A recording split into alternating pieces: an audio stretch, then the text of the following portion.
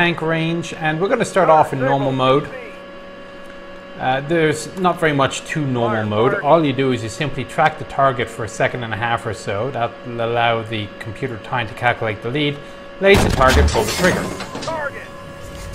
That's the end of it.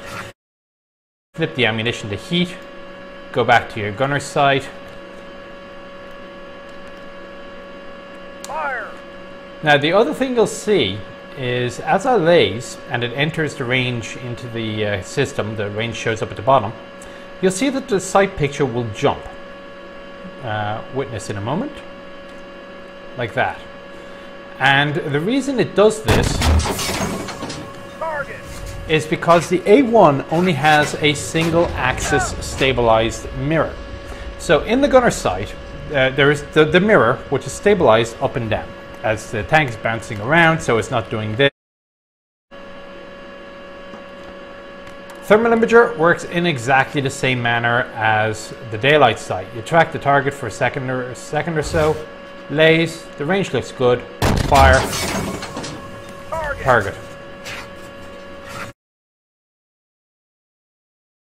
The daylight sights are exactly the same. Now, once you actually get into the engagement process, you're going to notice a second difference.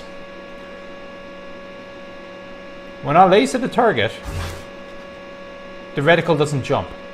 So what we have now is we now have dual axis stabilization on the mirror. And the reason that they stabilize the mirror is because the mirror only weighs 1 kilo or 2. It's a lot easier for the motors to properly stabilize the mirror than it is to stabilize a 2-ton cannon. So what actually happens is the stabilization controls the mirror and the cannon keeps up, or tries to keep up. And that's what this, sometimes you'll see this little light goes out on occasion if the gun hasn't caught up. So when you pull the trigger, if the gun has not caught up to where the sight is telling it to point, then you can't fire. There's a little safety interlock, shall we say, or an accuracy interlock. On the A2, what they've done is they've not only kept the stabilization vertical, but they've also added a second pivot point horizontally. So as you're tracking the target and you lays and the gun applies the lead, the sight doesn't jump. Target. This is a good point and a bad point. Now if you are not used to the A1's system of the flying reticle, this is much easier. The downside though is that there seems to be much less indication of when you have accidentally input a false lead and that the computer is not actually tracking where the reticle is supposed to be. Now again, so thermal imager by 3, by 6, by 13. So that's going to be your default. No, it's not 1100, that's the bush.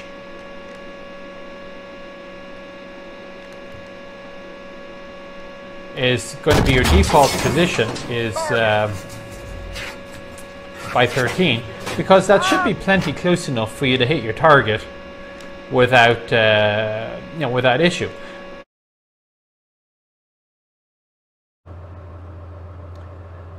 Now your next problem is leading targets.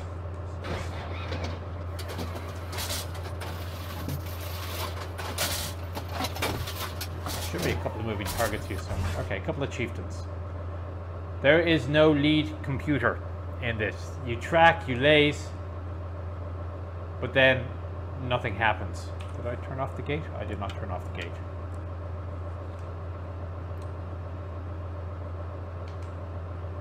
So what you do is you have to estimate time of flight and lay it off accordingly. So let's say I'll go for the first long line here. Okay, that was correct. Now when you're flinging saber rounds with a time of flight of less than a second, that's not so much of a problem. But if you're now loading heat rounds with a significant time of flight, things start getting a little bit more difficult. So let's try aiming for the first carrot. Close. So just a tad beyond first carrot. I keep forgetting to reload it. You get used to it with time. Okay, so let's try there. Did I get him? Very close. So as I say, it is basically battle sight gunnery. So I have saber loaded. And they want your T-72. Now remember, in this case, the sight is slaved to the gun. This isn't a stabilized sight like the daylight sight is. So when you hit the reload button, it elevates off target.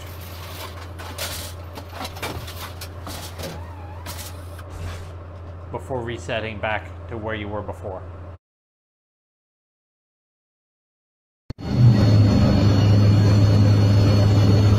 يلا ابو علاء يلا يا ابو يا رب يا رب يلا يلا. The aim point on the auto tracker can be adjusted by manually inputting commands, thus offsetting the aim point in relation to the center of the contrast difference.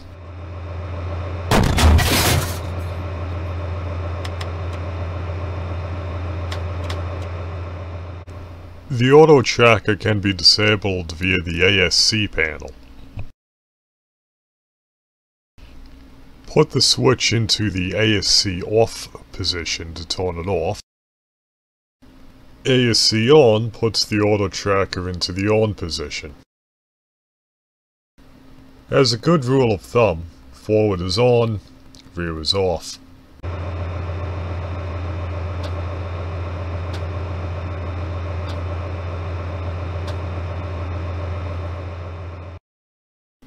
Another major difference is the gun-launched ATGM.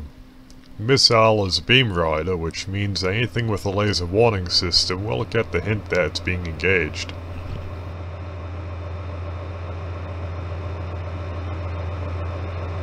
Target! Later, 10 o'clock. Later.